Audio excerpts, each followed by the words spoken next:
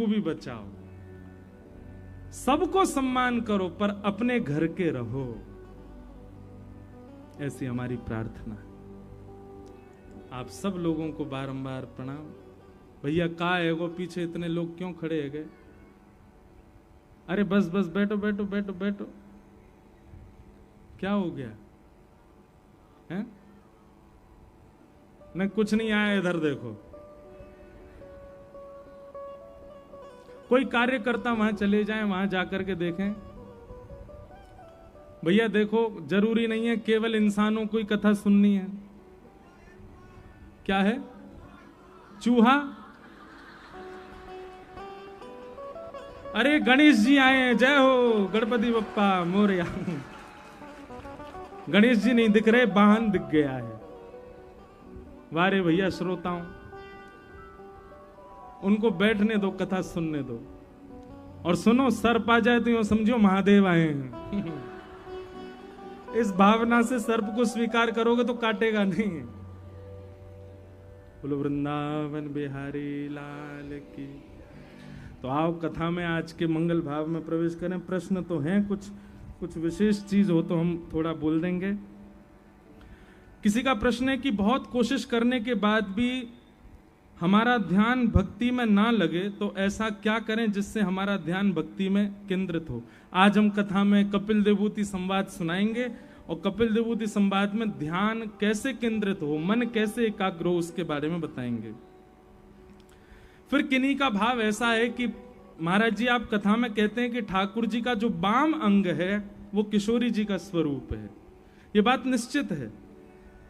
आप किन्हीं भी ठाकुर जी का दर्शन करो, जो वाम अंग है वो किशोरी जी ही हैं। इसीलिए ठाकुर जी के श्रृंगार में कई बार बेणी वाम अंग में ही धारण कराई जाती है, चूड़ामणि वाम अंग में धारण करी जाती है। हमारे राधा वल्लभ संप्रदाय में तो मुकुट ही वाम अंग में धारण कराया जाता है। क्यों? हमारे माई श्यामा जू को राज। ठाकुर जी मुकुट ना पहने, किशोरी जी मुकुट पहन के खड़ी हैं।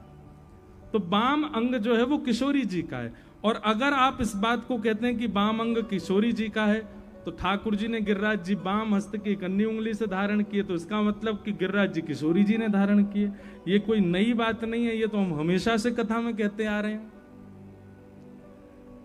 जयदेव महाप्रभु अपने गीत गोविंद में कहते हैं, अभिनव जलधार सुंदर व्रतमंदर व्रतमंदर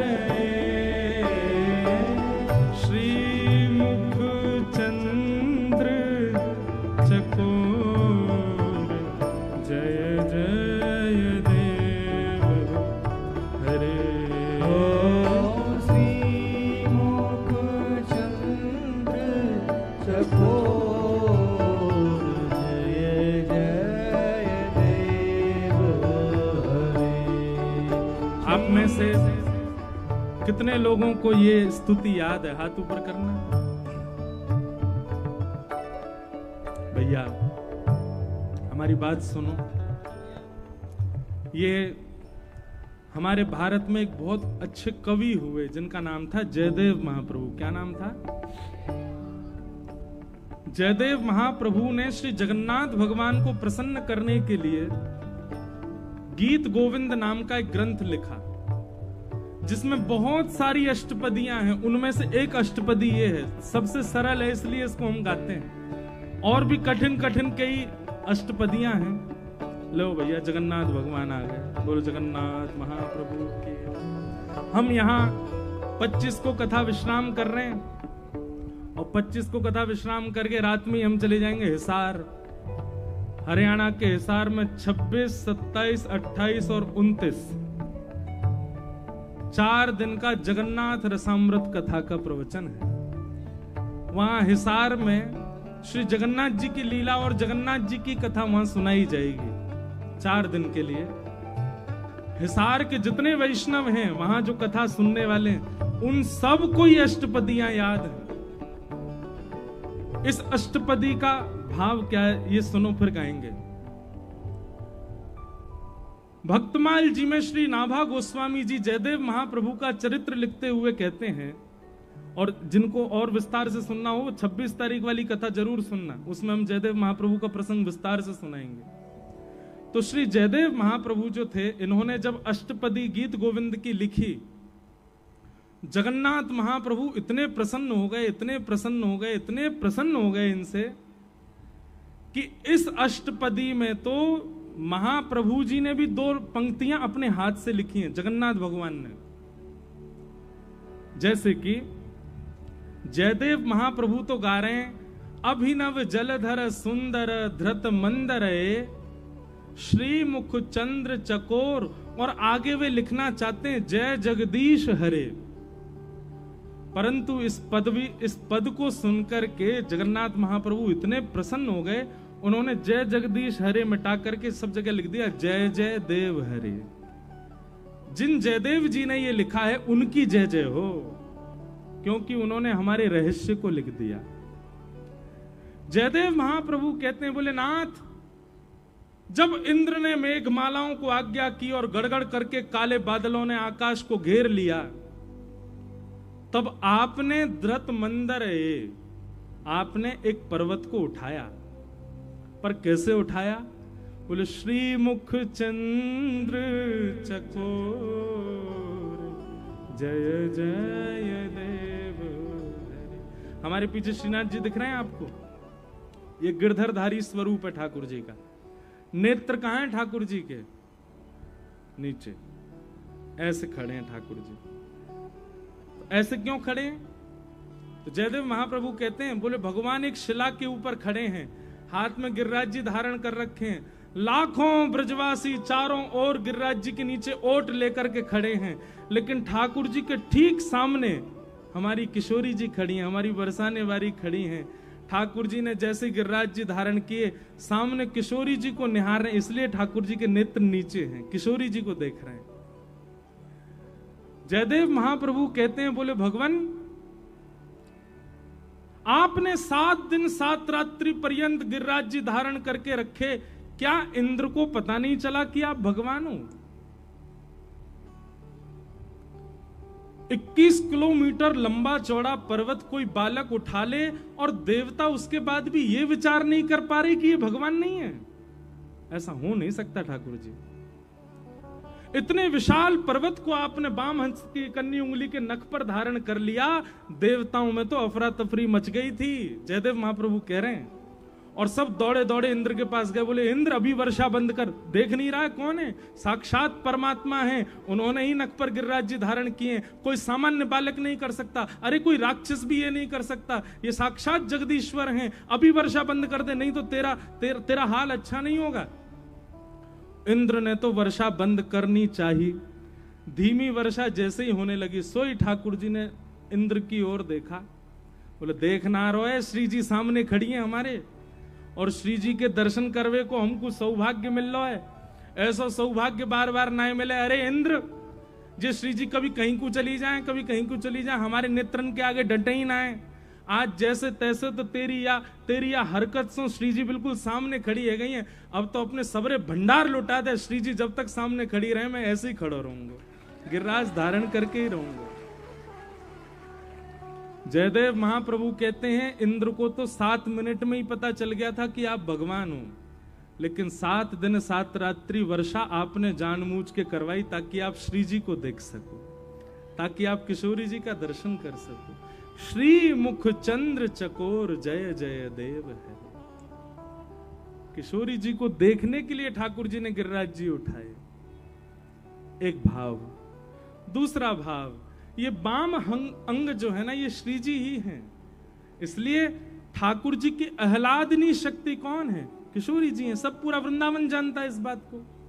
भगवान ने जितनी भी लीलाएं की, अब आप देखो रास पंचाध्याय की कथा सुनेंगे तो रास पंचाध्याय में भगवान जब अंतर्ध्यान हो गए, तो अंतर्ध्यान होते ही गोपियां सब रोती रोती कहां गई? किशोरी जी के पास गई, और तब किशोरी जी ने कृपा करके सब गोपियों को क्या प्रदान किया? गोपी गीत। और तब किशोरी जी की कृपा से गोपियों ने गोपी गीत गाया, तब ठाकुर जी पुनः प्रकट हुए और महाराज हुआ। तो महाराज किसने करवाया? श्री जी ने करवाया। गिरिराज लीला किसने करवाई? श्री जी ने करवाई। समस्त जितनी भी भगवान की लीलाएं हुई हैं उसमें गोपनीय रूप से श्री जी ही हैं।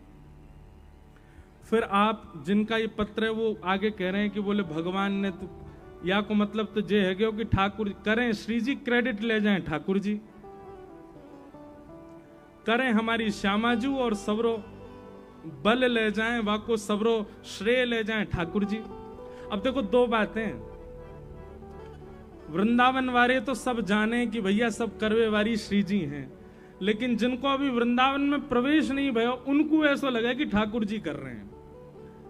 मतलब बाहर के लोगन को तो ऐसा लगा कि ठाकुर जी ने गिरिराज जी उठाए, ठाकुर जी ने लीला करी, पर जिनको प्रवेश वृंदावन में है चुको है, जिनको प्रवेश रस में है चुको है, जिनको प्रवेश रसकन के बीच में है चुको है, उनको भेद पता चल गयो है। ठाकुर जी कछु ना करें, हमारे माई श्यामा जू को राज, हमारे माई श्यामा जू को राज, हमारे माई श्यामा जू को राज, हमारे माई श्यामा जू को राज। कैसी है श्यामा जू?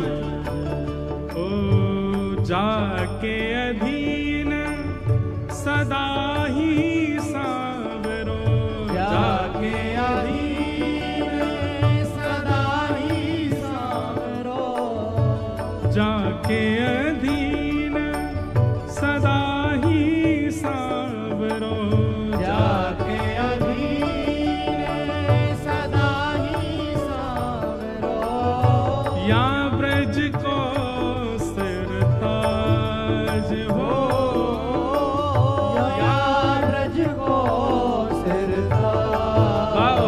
हमारे माई श्यामा जू को राज, हमारे माई श्यामा जू को राज। तो क्रेडिट तो सब ठाकुर जी ले ही जामे, बाहर वाले इनको ये बात नहीं पता चल पावे कि श्री जी सब कर रही हैं, भीतर वाले इनको सब पता हो कि श्री जी ही सब कर रही हैं। अब जैसे बाहर वाले इनको यूं लगे प्रधानमंत्री सब काम कर रहे हैं, प्रधानमंत्री ये कर रहे हैं, प्रधानमंत्री की इच्छा से ये हो रहा है, लेकिन अंदर वालों को सब पता होता है प्रधानमंत्री के नीचे बहुत बड़ी टीम बैठी है जो सारे काम कर रही है।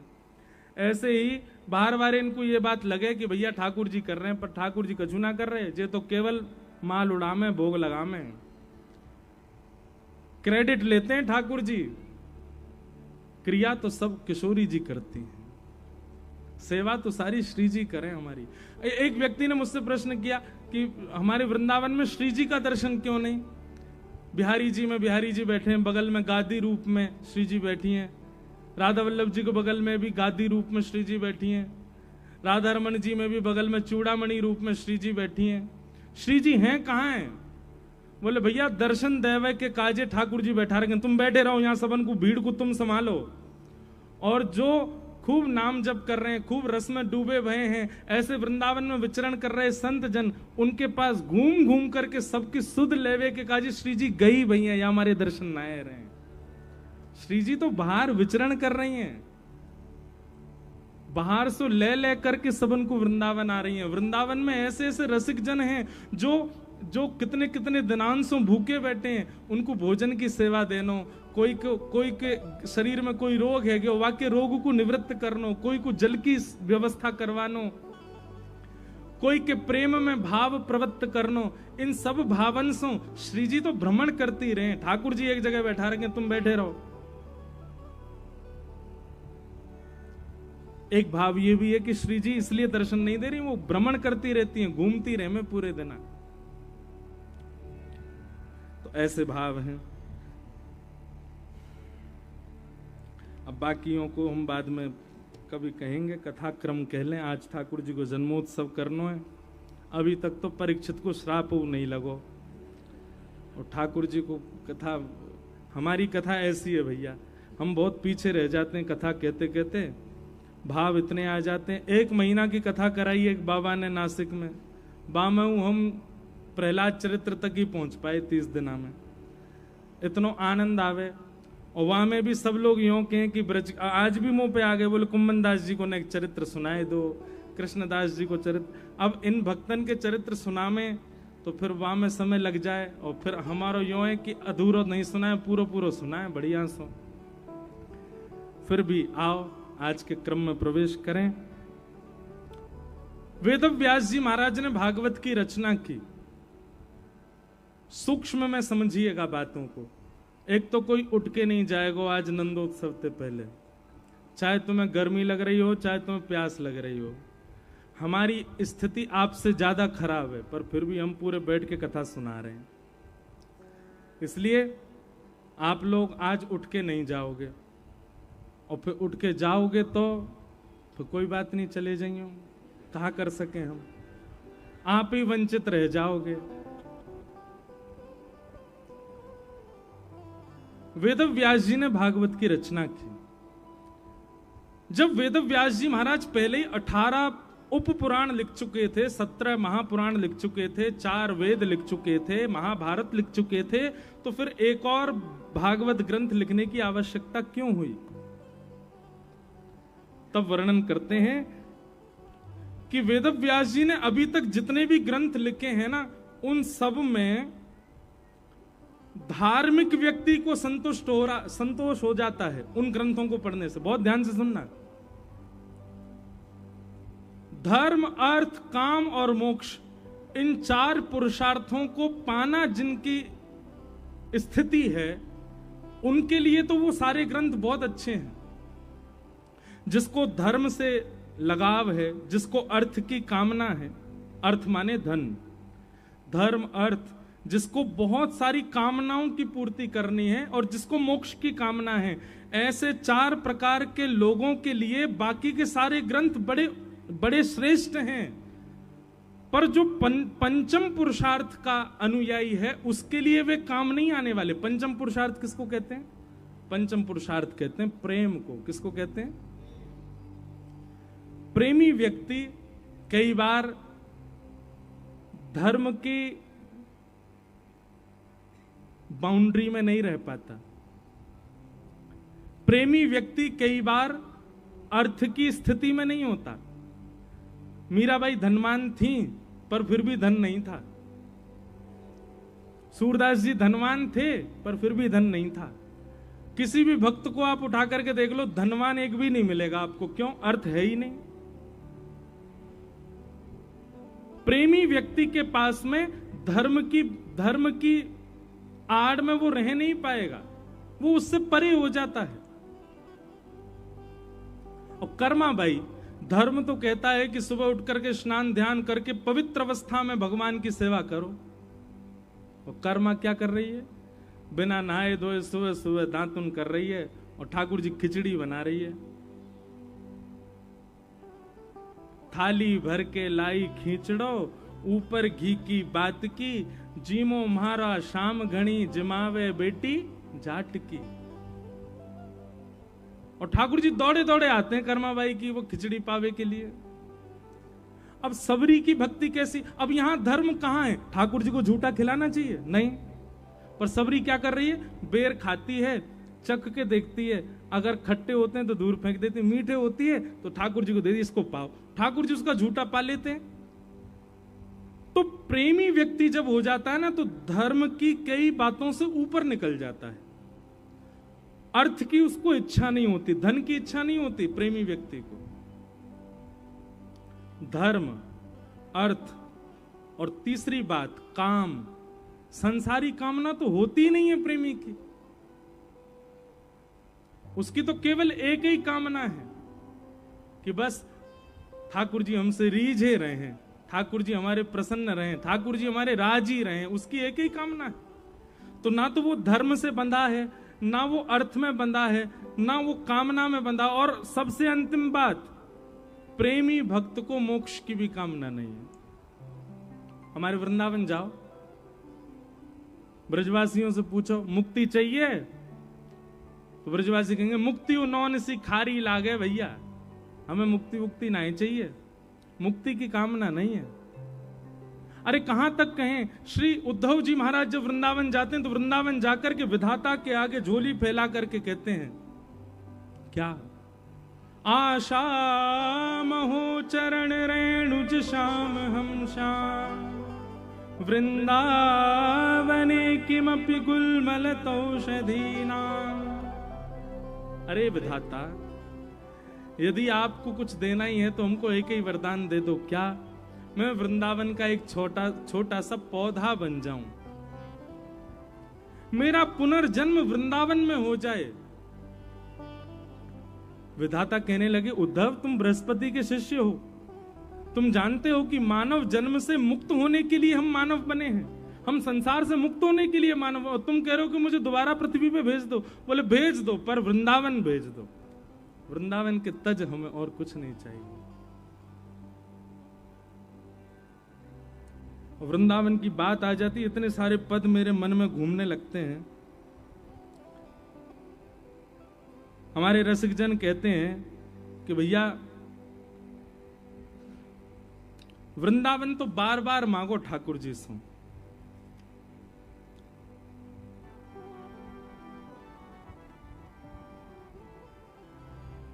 श्री जी से भी यही वरदान मांगो कि हे